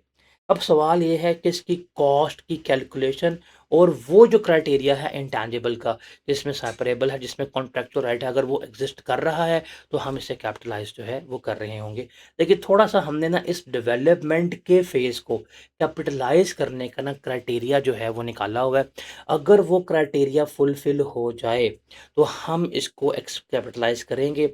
अगर वो क्राइटेरिया फुलफ़िल नहीं होगा, तो हम कभी भी इसको कैपिटलाइज़ नहीं करेंगे। तो वो डेवलपमेंट का क्राइटेरिया है, जिसको हम क्या करेंगे, जिसको हम यहाँ पर डिस्कस आउट करेंगे। अब वो डेवलपमेंट का क्राइटेरिया क्या है कि ये कि जब आप डेवलपमेंट पे खर्चा कर रहे हैं, अब सवाल है क्या वो खर्चा कैपिटलाइज होना चाहिए या नहीं होना चाहिए। तो ये 5-6 चीज़ें जो है वो हमने देखनी होती हैं। अगर इन सब का जवाब यस है तो ठीक है, अगर एक भी चीज़ रह गई, एक भी चीज़ रह गई, तो हम कभी भी उसको अपना एसेट जो है वो नहीं मानेंगे। अब वो कौन-कौन सी है? सबसे पहले है कि there is a technical feasibility of completing the intangible asset so that it will be available for use और सेल। ये जो आप चीज़ बना रहे हैं, ये टेक्निकली फिजिबल है कि आप उसे कंप्लीट करेंगे और कल को आप उसको बेचेंगे, इस्तेमाल करेंगे, उससे इकोनॉमिक बेनिफिट्स जो हैं वो क्या करेंगे, जनरेट करेंगे। मतलब आप जो प्रोटोटाइप बना रहे हैं, वो टेक्निकली पॉसिबल है कि वो चल सकता है। फॉर एग्ज़ाम्पल अगर आपने देखा होगा कितनी ज़्यादा फ्लाइंग कार्स बनी हैं, सुनते ही होंगे, कार्टून्स में देखा है, मूवीज़ में देखा हुआ है। देखा है कि नहीं देखा? कितनी ज़्यादा फ्लाइंग कार्स बनी हैं, लेकिन क्या चल रही हैं फ्लाइंग कार्स? बताएँ ज़रा, ऐज़ ऑफ़ नाउ क्या फ्लाइंग कार्स चल रही हैं? क्यों? बिकॉज़ वो टेक्निकल फिज़िबल ही नहीं थी। आप ज़रा कभी जाके गूगल पे सर्च कीजिएगा कि दुनिया टाइम ट्रैवल के लिए कितना पैसा लगा चुकी है। हम टाइम मशीन बनाएँगे, हम वहाँ जाएँगे, हम टाइम मशीन बनाएँगे, वहाँ जाएँगे। प्रोटोटाइप्स बना के बैठी हुई है, लेकिन वो टेक्निकल फिज़िबल ही नहीं है, वो चल ही नहीं पाएँगे। इसलिए उसको कभी भी कैपिटलाइज़ नहीं करते। तो हम उस डेवलपमेंट को मानेंगे जो टेक्निकली फिज़िबल है, मतलब चलेगी, बेचेंगे, सक्सेसफुल होगी। आप खुद सोचें एज़ ऑफ टुडे अगर हम कोई टाइम मशीन बनाएँ, वो टेक्निकली फिज़िबल होगी?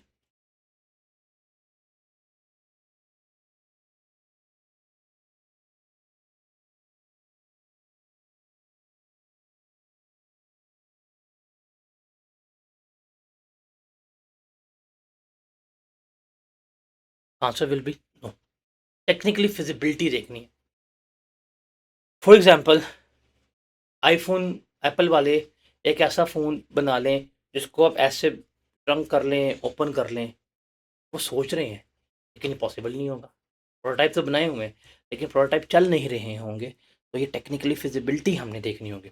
उसके बाद second intention to complete the intangible asset और उसको बेचना भी। आपने सारी जो रिसर्च की है, अब रिसर्च करके बैठना नहीं है, कंप्लीट करना है। कि मैनेजमेंट ने फुल प्लान बना लिया कि हाँ जी हम इसको चलाएँगे, हम इसको बनाएँगे, हम इसको कंप्लीट करेंगे। सेकंड ये चीज़ होनी चाहिए। थर्ड एबिलिटी टू यूज़ और सेल द इंटैंजिबल। जो आप इंटैंजिबल एसेट बना के बैठे हैं, आप इसको चलाएँगे या बेचेंगे, सेलेबल होना चाहिए या इस्तेमाल होना चाहिए। अगर आपने कोई मेडिसिन डेवलप किया है, बेच सकते हो। कोई प्रोटोटाइप डेवलप किया है, आप उसको लाइसेंस करके क्या करो, दूसरों को इस्तेमाल करने के लिए दे दो। ये होना चाहिए। उसके बाद है कि the intangible asset will generate the probable future economic benefit.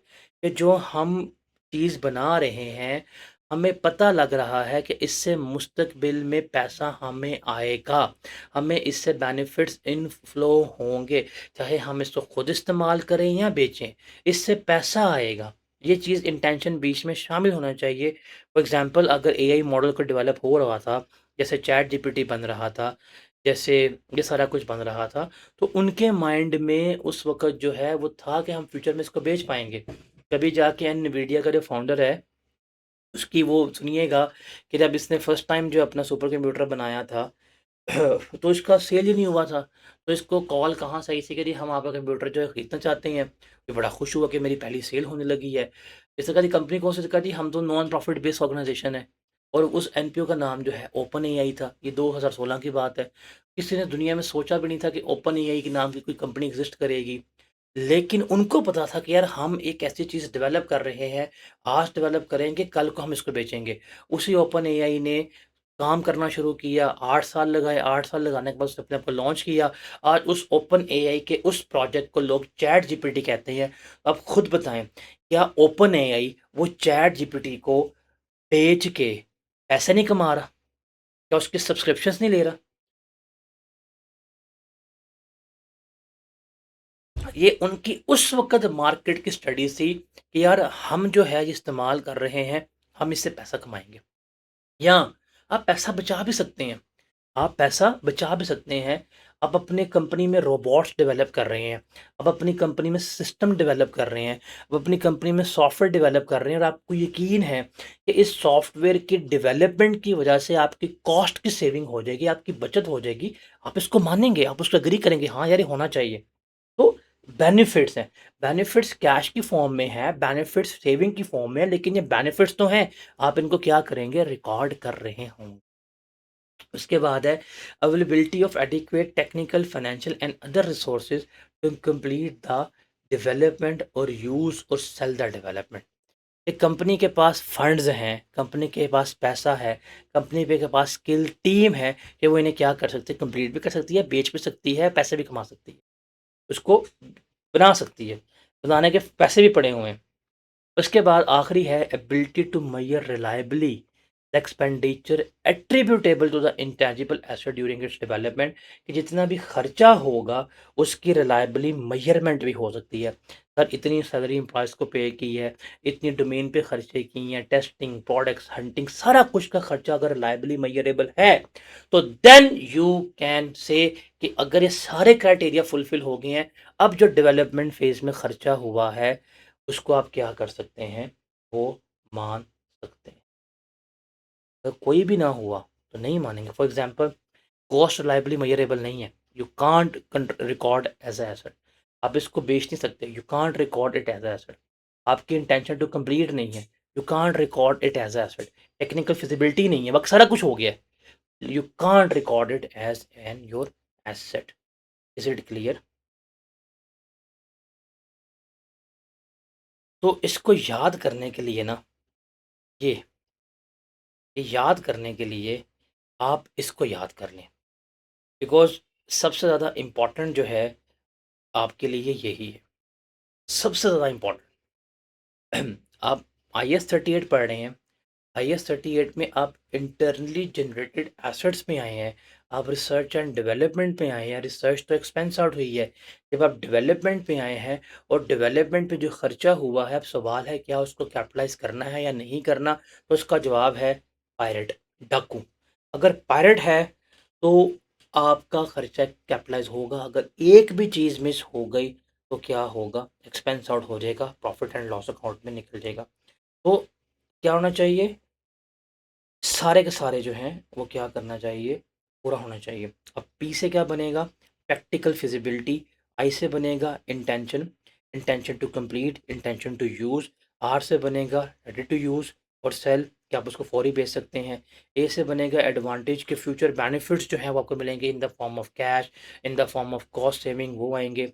उसके बाद टी से बनेगा टूल्स एंड रिसोर्सेज कि आपके पास तमाम रिसोर्सेज, ज़राए, वसाइल मौजूद हैं कि आप इसे क्या कर सकते हैं, इस्तेमाल कर सकते हैं।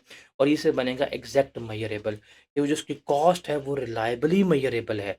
तो अगर ये स्पायरल सारा पूरा हो गया तो आप क्या करेंगे कि आप इस डेवलपमेंट खर्चे को मानेंगे। एक भी चीज़ मिस हुई तो आप कभी भी डेवलपमेंट को कैपिटलाइज नहीं करेंगे। आप कहाँ ले जाएंगे? प्रॉफिट एंड लॉस अकाउंट का पार्ट बना देंगे।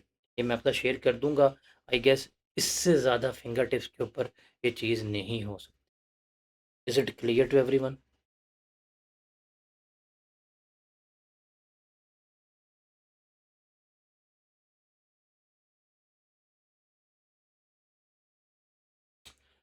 उसके बाद छोटी सी बात है कि जो पास्ट एक्सपेंसेस जो किसी भी इंटेंजिबल एसेट के ऊपर जो माज़ी में आपने खर्चे किए थे, जिनको आपने एक्सपेंस आउट किया था, वो लेटर ऑन कभी भी कैपिटलाइज़ नहीं हो सकते। ये बड़ा इम्पोर्टेंट है। भई आप आज डेवलपमेंट फ़ेज़ में खर्चे कर रहे हैं। माज़ी में जो रिसर्च कॉस्ट बेयर की थी, आप किस चीज़ को कैपिटलाइज़ करना है, वो नहीं कर सकते। वो कैपिटलाइज़ नहीं। जो पास्ट एक्सपेंस हो गया वो एक्सपेंस है, वो लेटर ऑन कैपिटलाइज़ नहीं हो सकता। जैसे है company spends 1 million in the research and expense phase, later project कामयाब हो गया, ठीक है, कामयाब हो गया, लेकिन जो माज़ी में उसने 1 मिलियन लिखा था, वो कभी भी कैपिटलाइज़ नहीं हो सकता। तो यहाँ पे हम इसका देखेंगे कंपैरिज़न टेबल। ये कंपैरिज़न टेबल ना दोस्तों आपने याद रखना है, between research phase and development phase. वो क्या है कि रिसर्च फेज़ का ऑब्जेक्टिव क्या है कि आपने क्या करनी है, आपने नॉलेज और अंडरस्टैंडिंग जो है वो डेवलप करनी है। डेवलपमेंट फेज़ पे उस नॉलेज को अप्लाई करना है और उस डिज़ाइन वगैरह करके स्पेसिफिक एसेट बनाना है। इसका आउटकम क्या है? इसके आउटकम में कोई स्पेसिफिक एसेट तो एग्जिस्ट नहीं कर रहा, लेकिन इसमें आप रिसर्च कर रहे हैं कि मुस्तकबिल में हम बेनिफिट्स ले लेंगे। इसमें आउटकम क्या है कि हाँ, आपका एसेट बन जाएगा। अगर आपका एसेट बन गया, आप उससे बेनिफिट्स जो है कमा सकते हैं। अकाउंटिंग ट्रीटमेंट, रिसर्च हमेशा एक्सपेंस आउट। डेवलपमेंट में ये क्या होगा, जब आपका पायरेट पूरा हो जाएगा, जब आपका पायरेट पूरा हो जाएगा, आप उसे कैपिटलाइज़, एक चीज़ मिस होगी, कैपिटलाइज़ नहीं करेंगे। एग्ज़ाम्पल, नई टेक्नोलॉजी एक्सप्लोर कर रहे हैं, इसके एग्ज़ाम्पल जो है, आप प्रोटोटाइप जो है, वो बिल्ड कर रहे हैं। तो सर इस फ्लो चार्ट को ना आपने अपने माइंड में रखना है। प्रोजेक्ट का स्टार्ट होगा, रिसर्च फेज़ सारा खर्चा, डेवलपमेंट का फेज़ जो है उसमें देखना है क्या हम रिसर्च और डेवलपमेंट को सेपरेट कर सकते हैं, अगर नहीं कर सकते तो एक्सपेंस है, अगर कर सकते हैं फिर कहानी आगे। फिर डेवलपमेंट में गए तो पायलट पूरा करवाना है, अगर पायलट पूरा हो गया तो कैपिटलाइज, अगर ना हुआ तो हम उसे क्या करेंगे, हम उसको फिर एक्सपेंस आउट कर रहे हों।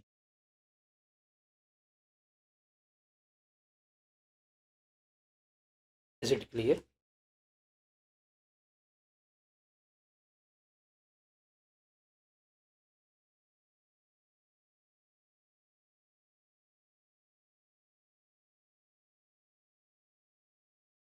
अब हम चलते हैं ज़रा आगे।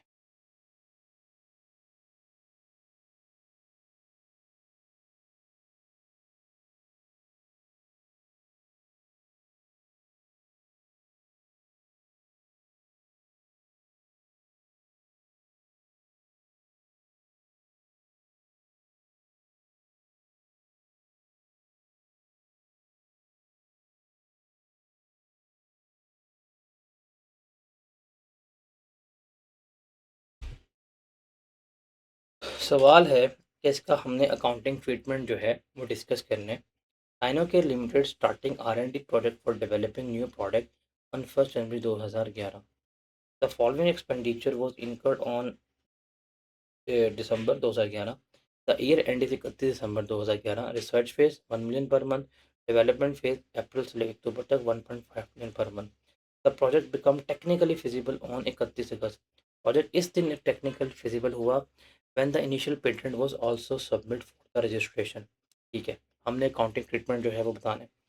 सर रिसर्च फेज तो आंखें बंद करके 1 मिलियन जनवरी फरवरी मार्च इंटू 3 करेंगे, तो हम क्या करेंगे, हम इसको यहाँ पर एक्सपेंस आउट कर देंगे। क्या कर देंगे, एक्सपेंस आउट कर देंगे। अब डेवलपमेंट फेज की बात करें तो वो अप्रैल से लेके 31 अक्टूबर तक चली है, अप्रैल से लेके 31 अक्टूबर तक चली है। लेकिन अगर आप देखें अप्रैल, मई, जून, जुलाई, अगस्त, 1, 2, 3, 4, 5, ये 5 महीने डेवलपमेंट चल रही थी, लेकिन हमारा क्राइटेरिया फुलफ़िल नहीं हो रहा था। हमारा क्राइटेरिया फुलफ़िल नहीं हुआ। कितना खर्चा हुआ? 1.5 मिलियन। 1.5 को हमने 5 से मल्टीप्लाई किया, आंसर क्या आ जाएगा? 7.5 मिलियन। तो ये जब तक वो हमारा क्राइटेरिया पूरा नहीं हुआ, तो 7.5 मिलियन का खर्चा जो है, ये भी कहाँ चला गया? हमारा प्रॉफिट एंड लॉस अकाउंट के ऊपर जो है, वो क्या हो गया? वो रिकॉर्ड हो गया। ठीक है? उसके बाद क्राइटेरिया कब पूरा हो गया? अगस्त में। क्राइटेरिया कब पूरा हुआ? अगस्त के एंड पे। इसका मतलब सितंबर और अक्टूबर, ये हैं हमारे पास 2 महीने। जब पेटेंट्स हो गए, अब सारे हमारे क्राइटेरिया वगैरह जो हैं वो पूरे हो गए हैं। तो अब जो होगा खर्चा हमारा, जो 2 महीने का हुआ है, डेढ़ यहाँ पे, डेढ़ यहाँ पे, ये 2 महीने का क्या करेंगे हम? कैपिटलाइज़ करेंगे। मतलब इस इंटैंजिबल एसेट को हम 3 के ऊपर क्या करेंगे? रिकॉर्ड करेंगे। तो ये प्रीवियसली डेवलपमेंट पे खर्चा हुआ था, वो एक्सपेंस आउट होगा। हम इसको बाद में एसेट कॉस्ट में ऐड नहीं कर सकते। जब वो सारा डेवलपमेंट का क्राइटेरिया फुलफिल हो गया, उसके बाद कंप्लीशन तक जो खर्चा हुआ, हमारा डेवलपमेंट का क्राइटेरिया कब खत्म हुआ? अगस्त में। तो सितंबर अक्टूबर उसमें हमारा कंप्लीट हो गया। उस डेवलपमेंट 2 महीने में जो खर्चा हुआ था, उसको हमने क्या किया है, यहाँ पर कैपिटलाइज जो है वो कर दिया। Is it clear?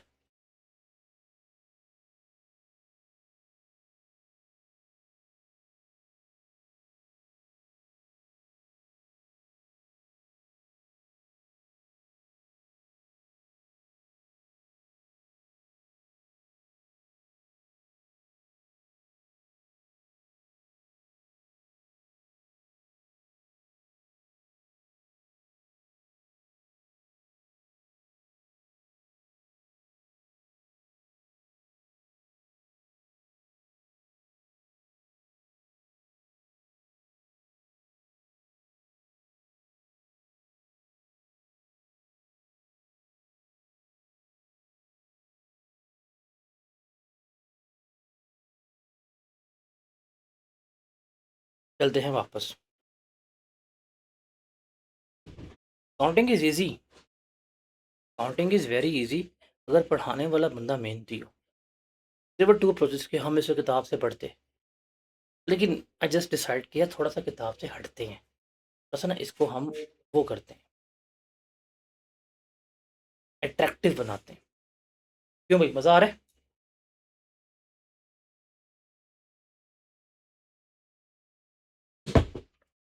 मैं सोच रहा हूँ इन्हीं इसको ना प्रिंट करवा कर ना कलर किताब ना छाप दूँ अपनी, इसी सब इन्हीं सब चीज़ों को।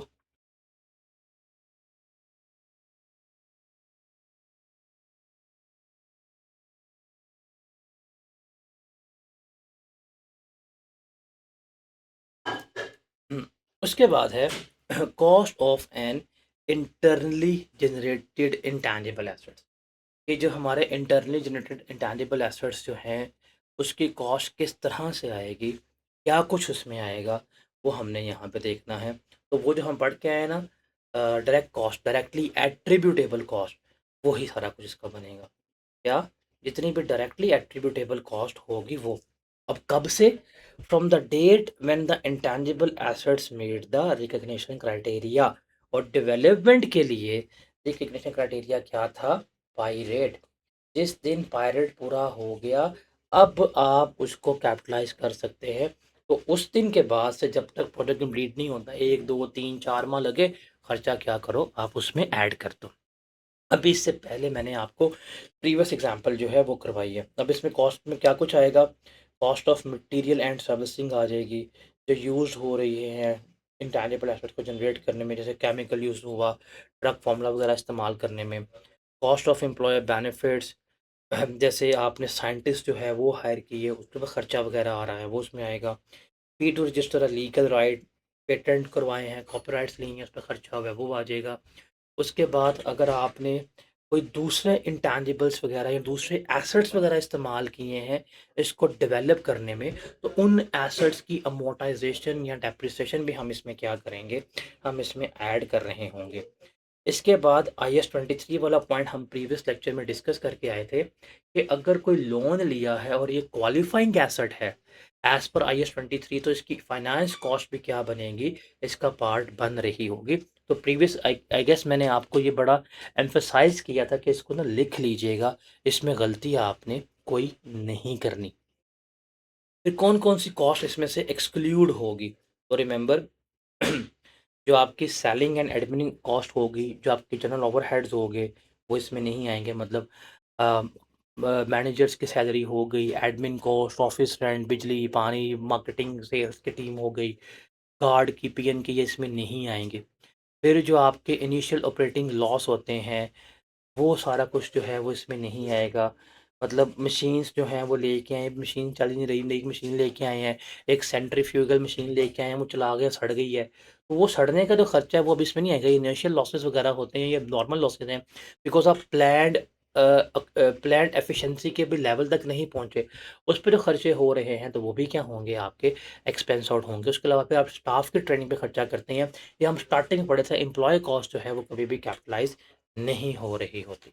एम्प्लॉय कॉस्ट जो है वो कभी भी कैपिटलाइज नहीं हो रही होती। Is it clear to everyone? मैं थोड़ा सा जूम आउट करता हूँ तो यू कैन रीड इट, कि कौन सी कॉस्ट आएगी, ए वाली आएगी, बी वाली नहीं आएगी।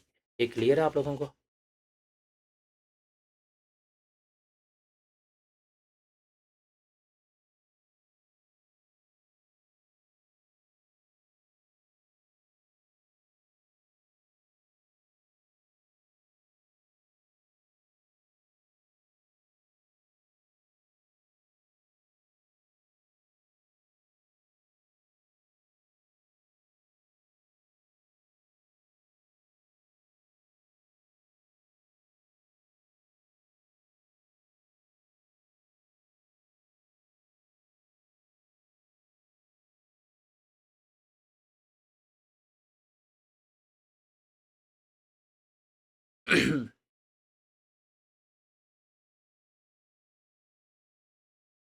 उसके बाद ऐसे एग्जांपल है ये वाली, कि a company develops a new eco friendly packaging material. Raw material use किया उसने 5 मिलियन का, ठीक है। आर एंड डी एम्प्लॉयज़ की सैलरीज हैं 3 मिलियन की। लीगल फ़ी उसने पे की है 5 मिलियन, 5 लाख की। अमोर्टाइजेशन ऑफ लाइसेंस जो उसने इस्तेमाल किया एक लाइसेंस इसको बनाने में 3 लाख का। ओवरहेड 4 मिलियन के, स्टाफ ट्रेनिंग 2 मिलियन की, प्रोडक्शन लॉस 6। तो ये उसने बताया, तो इसमें से ये भी ऐड होगा, ये भी ऐड होगा, ये भी ऐड होगा, ये ऐड होगा, ये तीन जिसमें चीज़ें नहीं आएंगी। याद रखिएगा, जो डायरेक्टली एट्रीब्यूटेबल एक्सपेंसेस होते हैं वो इसमें ऐड होते हैं, और बाकी चीज़ें एक्सपेंस आउट होते हैं। और ये सब कुछ कब ऐड होगा, जब पायलट आ जाएगा, मतलब जब डाकू आ गया, तो डाकू आने के बाद ही सारा कुछ जो है वो हम क्या करेंगे, में लेकर चल रहे हों। Got it?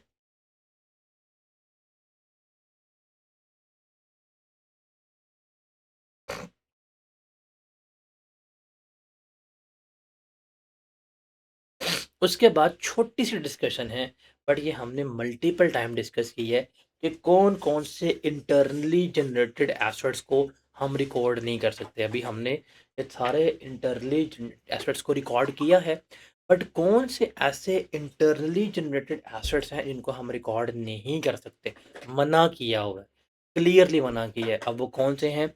Internally generated brands, moist head, publishing titles, customer list, इस तरह की चीज़ें जो हैं वो इसको हम नहीं कर सकते। क्यों? लॉजिक क्या है? बिकॉज़ ये आइटम जो हैं ये डेवलपमेंट बिज़नेस को शो कर रही हैं।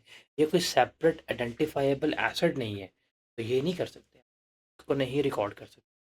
फिर इनके ऊपर कोई खर्चा हुआ है आपका, आप उसको भी नहीं मान सकते।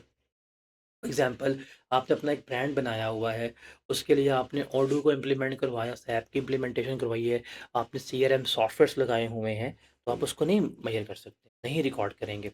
फिर इंटरनली जनरेटेड गुडविल जो है, ये भी कभी भी आपका एसेट नहीं माना जाता। बिकॉज़ ये आपको तो खुद पता है, लेकिन क्यों नहीं माना था? बिकॉज़ सेपरेबल नहीं है, सेपरेबल नहीं है, दैट्स व्हाई। फिर रिमेंबर, रिमेंबर, अगर गुडविल खरीदोगे, अगर आप एसेट खरीदोगे तो गुडविल कैपिटलाइज होगी। अगर ये ब्रांड्स, मैस्ट हेड्स वगैरह आप खरीदोगे, तो फिर वो क्या होगी, आपकी कैपिटलाइज होगी। अपने खुद के बने हुए ब्रांड्स, खुद की ब्रांडिंग्स, खुद के मैस्ट हेड, ये जंग का जो टाइटल पेज है, किताब का टाइटल पेज है, फॉर एग्जांपल मेरे पास ये डायरी पड़ी है, इसका टाइटल पेज है, और ये कहते हैं कि हमारा टाइटल पेज जिसने लिखना है, ये टाइटल की कीमत जो है वो 10 लाख रुपये है। अरे ये इन्होंने खुद बताई है, ये इनकी अपनी डेवलप्ड है, ये इसको कभी भी इस टाइटल को अपने एसेट नहीं रिकॉर्ड करेंगे। मैं इनके पास जाता हूँ और मैं ये खरीद लेता हूँ, मैं कहता हूँ मुझे ये बेच दो, वो कहते हैं ठीक है, मैंने ये खरीदा। खरीदने पे जब एसेट्स की एक्विजिशन हुई, इसकी वैल्यू अगर 8 लाख है, तो तब मेरा एसेट है, मैंने खरीदा, मेरे लिए एसेट है। इनका बनाया हुआ इनके लिए एसेट जो है वो नहीं होगा। ठीक है जी। उसके अलावा अगर आप किसी भी सब्सिडरी को एक्वायर करते हैं और आपने अगर नेट एसेट से ज़्यादा पैसे पे किए हैं, मतलब आपने 500 लिया और 200 की चीज़ जो है वो आपने ली है, if that is the difference, if that is the difference, तो वो डिफरेंस को भी आप कभी भी यहाँ पे रिकॉर्ड नहीं करेंगे। वे वेरियस फैक्टर्स की वजह से डिफरेंस होते हैं। फेयर वैल्यू चेंजेस, ये सारा कुछ जाके पढ़ेंगे और ये सारा कुछ आपका किसका पार्ट है, कंसोलिडेशन का पार्ट है। फॉर एग्जांपल कंपनी की मार्केट वैल्यू जो 500 करोड़ की है, क्योंकि उसके आइडेंटिफाई से 300 करोड़ के हुए हैं। अब 200 करोड़ का डिफरेंस जो है वो कहीं चीज देखें तो हमारी वैल्यू बढ़ गई है। ये जो वैल्यू बढ़ गई है ये इंटेंजिबल एसेट नहीं है, ये fair value difference accounting policies का एरर वगैरह होता है। तो ये चीज़ हम इसमें अकाउंट फॉर कर रहे होते हैं। क्लियर है ये? तो इन चीज़ों को आपने कभी भी अपना एसेट के तौर के ऊपर रिकॉर्ड नहीं करना। Building brand, customer list, internally generated गुडविल्स, ये कभी भी आपके इसमें नहीं आ रही। हाँ भाई, is it clear to everyone?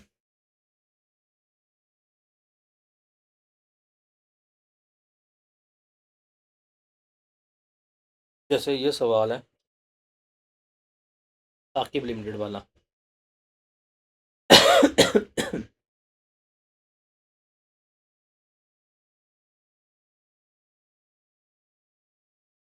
कहते हैं जी, रिक्वायरमेंट है prepare the journal entries relating to the cost incurred for each of the years ended 31 December 21 2030.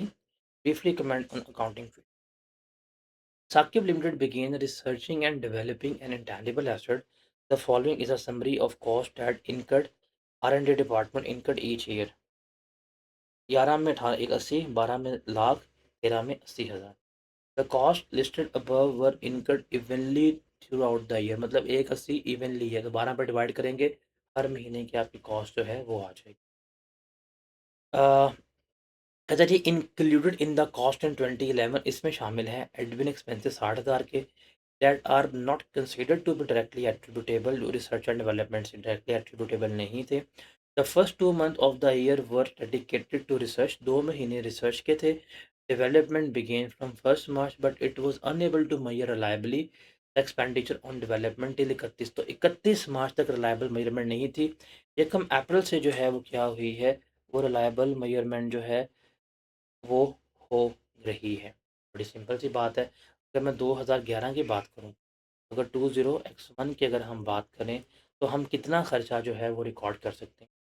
साफ सीधी बात है, एडमिन एक्सपेंसेस जो हैं जो रिलायबली मेजरेबल नहीं है, तो वो कितने थे, 60,000 थे, वो इसमें नहीं आएंगे।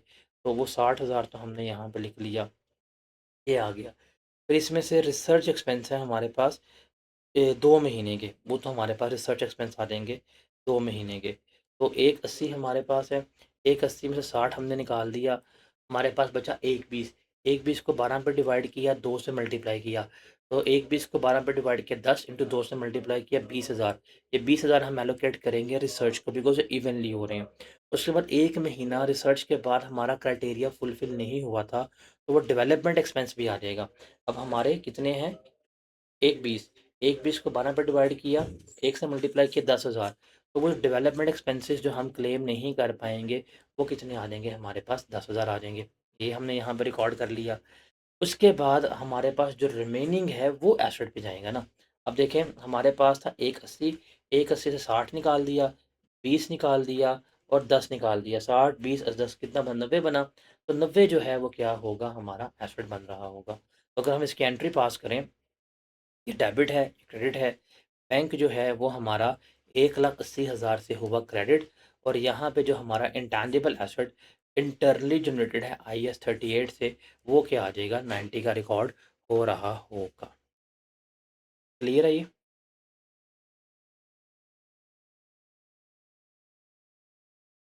फिर पॉइंट नंबर 2 पे देखते हैं, 2012 पे। कहता जी included in the cost incurred 2012 are the क्या है, administrative costs that are considered to be directly attributable to research and development process। ये डायरेक्टली एट्रीब्यूटेबल, अभी आप कहेंगे जी आपने कहा था एडमिन कॉस्ट तो नहीं आएंगी, बट वो एडमिन कॉस्ट कभी भी डायरेक्टली एट्रीब्यूटेबल नहीं होती थी। ये डायरेक्टली एट्रीब्यूटेबल कॉस्ट है, इसलिए जो है वो ये आएगी। ये डायरेक्टली एट्रीब्यूटेबल कॉस्ट है, इसलिए ये आएगी। तो हम इसकी एंट्री क्या पास करेंगे, 20,000 डेबिट हो जाएगा और बैंक जो है वो हमारा क्रेडिट हो रहा हो। उसके बाद यदि इस 80,000 की बात करें, included in the cost incurred in 2013 are training cost of rupees 30,000 that are considered to be directly attributed to research and development as in preparation for the completion of development process. Certain employees were trained on how to operate the project. अब ये training expense है, employ training है, employees को इस project के लिए ही train किया गया है। लेकिन इस चैप्टर के स्टार्ट में ही बता दिया था कि एम्प्लॉय ट्रेनिंग जो है वो इसमें नहीं आएगी। तो आपने खर्चा कितना किया है, 80,000 का। इस 80,000 में से ये 30,000 जो है ये जाएगा प्रॉफिट एंड लॉस अकाउंट में, और 50 जो है वो क्या होगा, कैपिटलाइज। Got it. और देखते हैं सवाल, ये सवाल देखते हैं इसके मुतालिक है हमारे पास हेनरी भाई साहब। कहता है जी, show movement and balance of non current assets of Henry for the year 31 December 2015, मतलब फिक्स एसेट स्केड्यूल बनवा रहा है। During 15 Henry was has the following research and development projects in progress. Project A was completed at the end of 2014, ठीक है। Development expenditure brought forward at the beginning of 2015 was 412500 on this project. Saving in the production cost arising from this project are first expected to arise in 2015। इसका जो benefit है वो हमें 2015 से आएगा। इन 2015 saving expected 1 lakh की होगी, उसके बाद 16 में 3 लाख की, एंड 17 में ये आपके पास आ रही। ठीक है। Cash flows, project B commence on 1st April 2015। Cost incurred during the year were rupees 56,000। In addition to these costs, a machine was purchased on 1st April 2015 for rupees 30,000 for the use on the project. The machine has a useful life of 5 years. At the end of 2015, there were still uncertainties surrounding the completion of project। आपने एक machine ली है, लेकिन अभी तक project में uncertainties हैं, आपका criteria fulfil नहीं हुआ। प्रोजेक्ट सी जो है had been started in 2014। The cost relating to this project of rupees 36,700 had been written off, as at the end of 2014 there were still some uncertainties surrounding the completion of project. The uncertainties has been resolved now before a further 45,000 cost incurred during the year। इसने हमें पूरा सवाल जो है वो क्या किया है, बताया है। अब इसमें दो चीज़ें हैं, एक हम अपना रिसर्च एंड डेवलपमेंट पे खर्चा कर रहे हैं, हमने क्राइटेरिया पढ़ा है, कुछ खर्चे हमारे पूरे हो गए हैं, और कुछ खर्चे ऐसे हैं जो हमारे कभी कंप्लीट नहीं हुए, जो हमारे अभी कंप्लीट नहीं हुए। तो इसकी मूवमेंट हमने रिकॉर्ड करनी है 31 दिसंबर 2015 में। तो हम बना रहे हैं मूवमेंट। तो हमारे पास पीपी बिकॉज एक मशीन भी ली है, और एक हमारे पास research and development. Research and development जो है वो हमारा क्या है, basically you can say that research and development हमारे इंटैंजिबल्स हैं। तो हम इसकी मूवमेंट बनाते हैं। हम यहाँ पे एक कॉलम बना लेते हैं प्रॉपर्टी प्लांट एंड इक्विपमेंट का, एक हम कॉलम बना लेते हैं आर एंड डी का।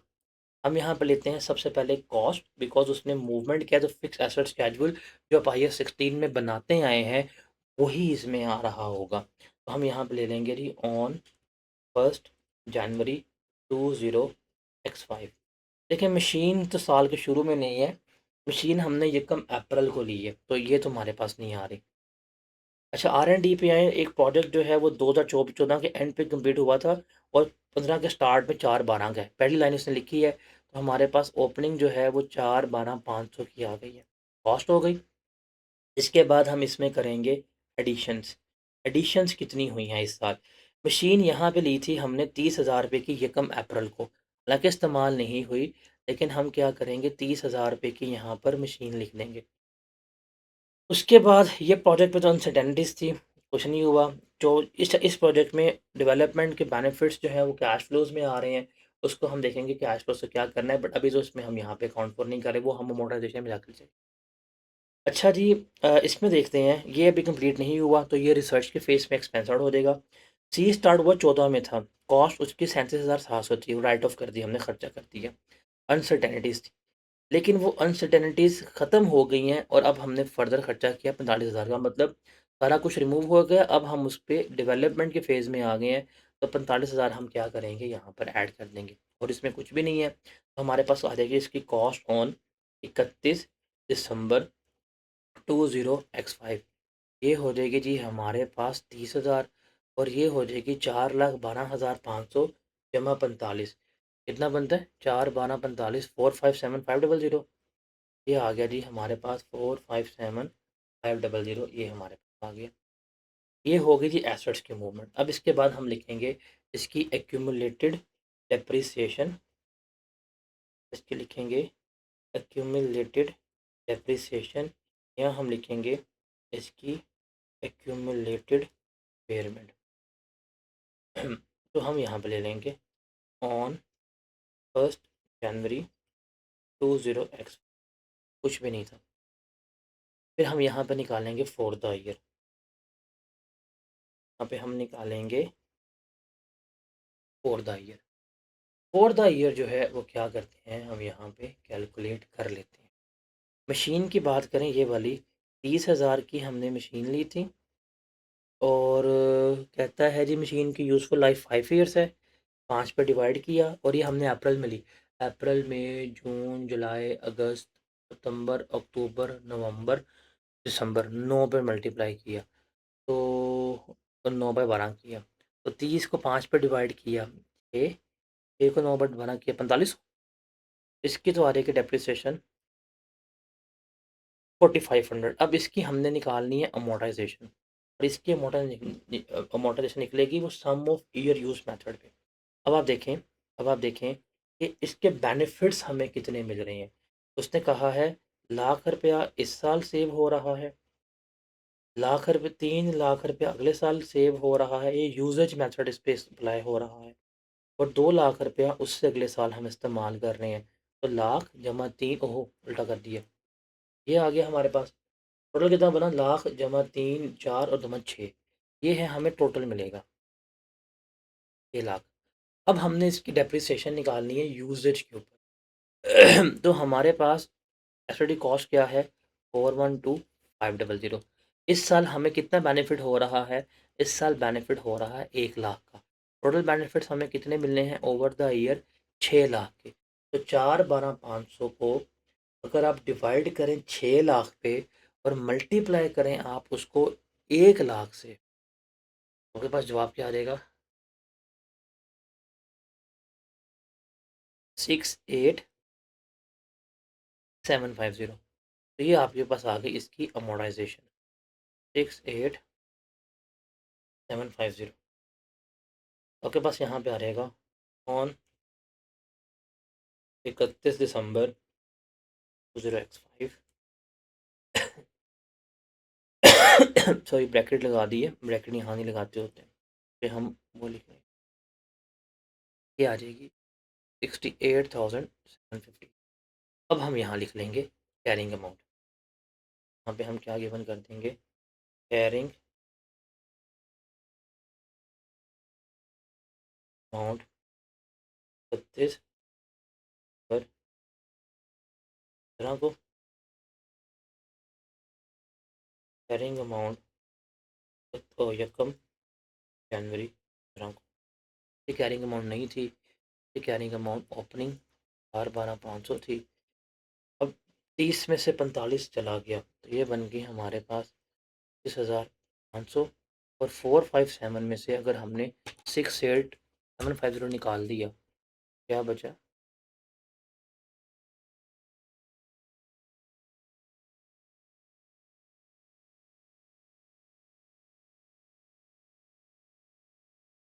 ये हमारे पास आ गया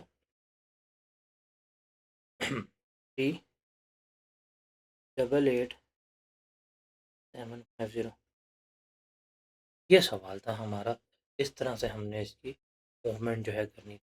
और चूँकि ये हमारा बी अभी हुआ ही नहीं है, तो ये हमारा सारा क्या होगा, एक्सपेंस आउट हो रहा हो।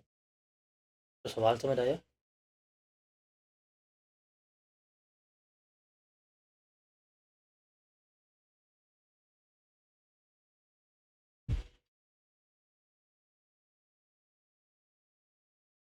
अब चलते हैं वापस।